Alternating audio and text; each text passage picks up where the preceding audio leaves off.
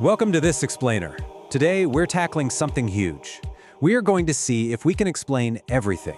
Well, at least everything about the shared, singular DNA of the world's major monotheistic faiths, Judaism, Christianity, and Islam. We're going to peel back thousands of years of history, look past all the modern divisions, and dig straight into the archaeology, the linguistics, and the ancient texts that tie these traditions together. All right, let's dive into this. It's a massive question, right? Can one single root word really explain everything? You know, there's this super common misconception today that Judaism, Christianity, and Islam are fundamentally opposing forces, and that they're each praying to completely different gods. But what if looking at their shared roots can explain everything from how they pray to why they fight? What if, for the last 4,000 years, we haven't actually been talking about different deities, but rather, we've just been pronouncing the exact same ancient word with different accents? To figure that out, we've structured this explainer as a bit of a journey. First up, we'll look at the single divine root. Second, we'll unearth a hidden goddess partner. Third, we'll explore shared texts and roads. Fourth, we'll spend some time contextualizing historical norms. Fifth, we'll look at the sociology behind the Tower of Babel. And finally, we'll uncover the language of peace.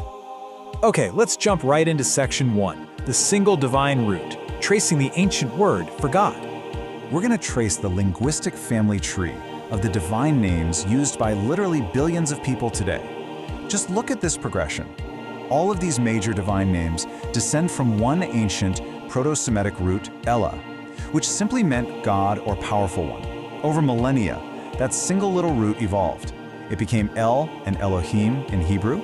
It shifted into Allah and Allah in Aramaic and Syriac, which by the way is the language Jesus would have spoken.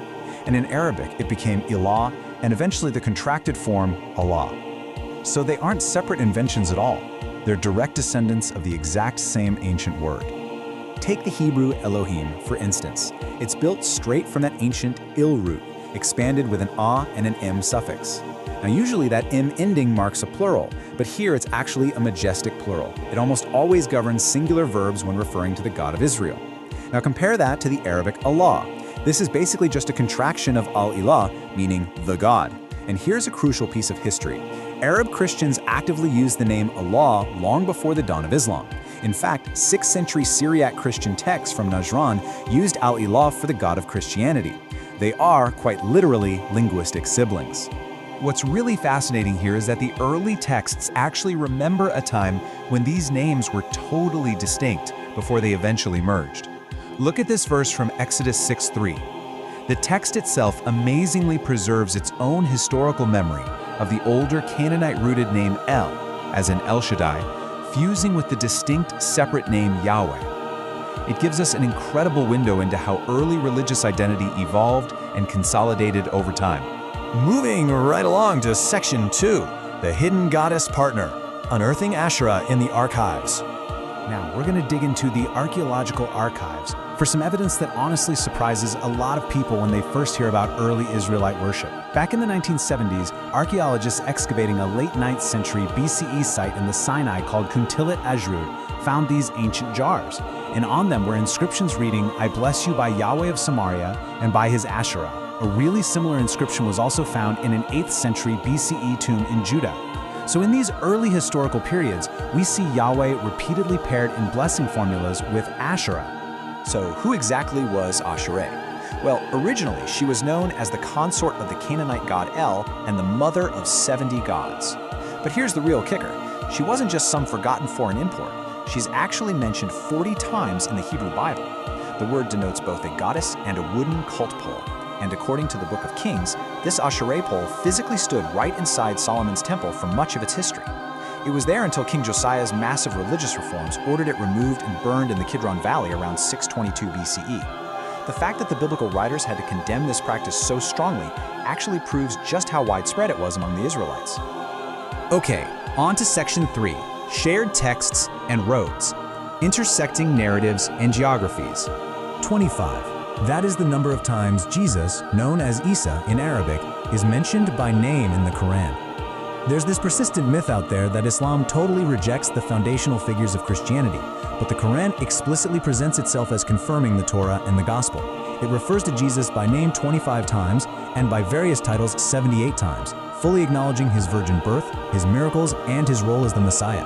The texts are fundamentally in dialogue with one another. And it's not just the texts. They share the exact same physical geography. For example, the Quran mentions the story of Lot, which we widely associate with Sodom and Gomorrah. Chapter 15, verse 76 of the Quran places the ruins of Lot's people on an established road. Historical commentaries explain that these ruins were located in the Dead Sea region. Geographically, this makes perfect sense, because that region sat directly on the main daily trade highway, the established road, used by Meccan caravans traveling up to Syria and Palestine. So they literally passed the physical landscape of the biblical stories on their morning commutes. Understanding this shared geography helps explain everything about why these narratives overlap so heavily. That brings us to Section 4, Contextualizing Historical Norms, Muhammad and the 7th Century World. To truly get a handle on the origins of these faiths, we absolutely have to evaluate the historical context neutrally. We can't just overlay our modern standards onto the 7th century Arabian Peninsula. When we look at Muhammad and that era objectively, the social and political shifts were massive. He unified warring Arabian tribes under a single monotheistic banner. He formally banned the practice of female infanticide. He codified a system of mandatory charity, known as zakat, heavily emphasized literacy, and established specific, formal protections for the people of the book, meaning Jews and Christians.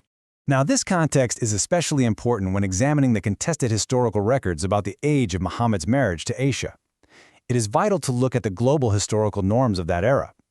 In the 7th century, puberty generally marked social adulthood all over the world. Under Roman law, the minimum marriage age for girls was 12. Even later, medieval canon law formalized marriage at 12 for girls and 14 for boys. In English common law, childhood legally ended at age 12, and canon law maintained that age for girls all the way until 1917. Again, this isn't about establishing modern ethical standards today. It simply explains why contemporaries back then did not record the marriage ages unusual for their era.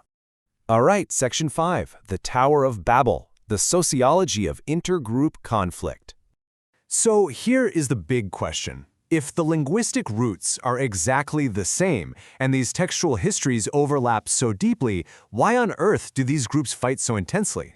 Well, to explain everything about these historical conflicts, we need to look at social identity theory and the concept of a shibboleth. A shibboleth is basically a linguistic marker used to distinguish members of your in-group from an out-group. You see, religion supplies us with moral frameworks, a sense of belonging, and a predictable world.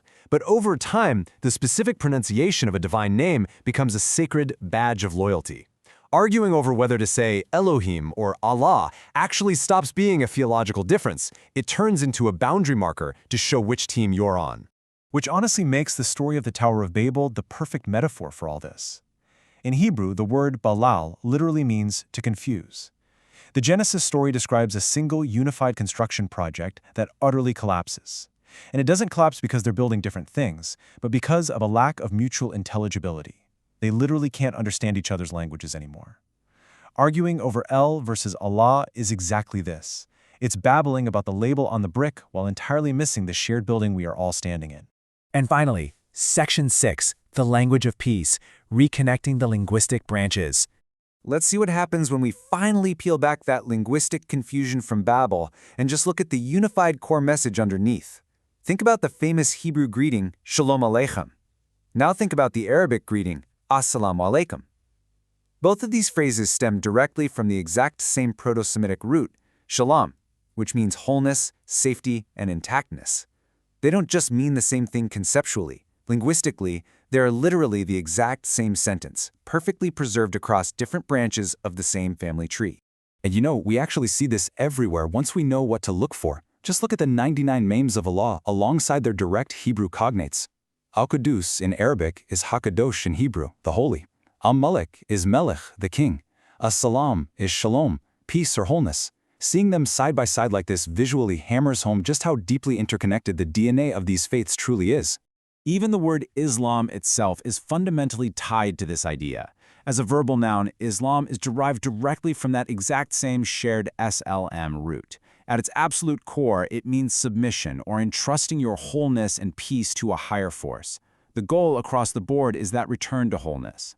Which really brings us to the core takeaway of this entire explainer. As our source material beautifully summarizes, If the deity is the source of ultimate reality, that reality is indifferent to the phonetic label, concerned only with the orientation toward wholeness. The source, the ultimate reality, doesn't care about the accent you use. So we're left with a choice, bringing that whole Babel metaphor right back full circle.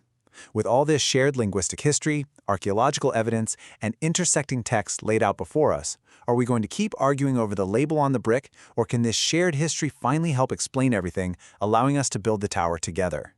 Thanks so much for joining me on this explainer. I hope this sparked your curiosity to go out and learn even more.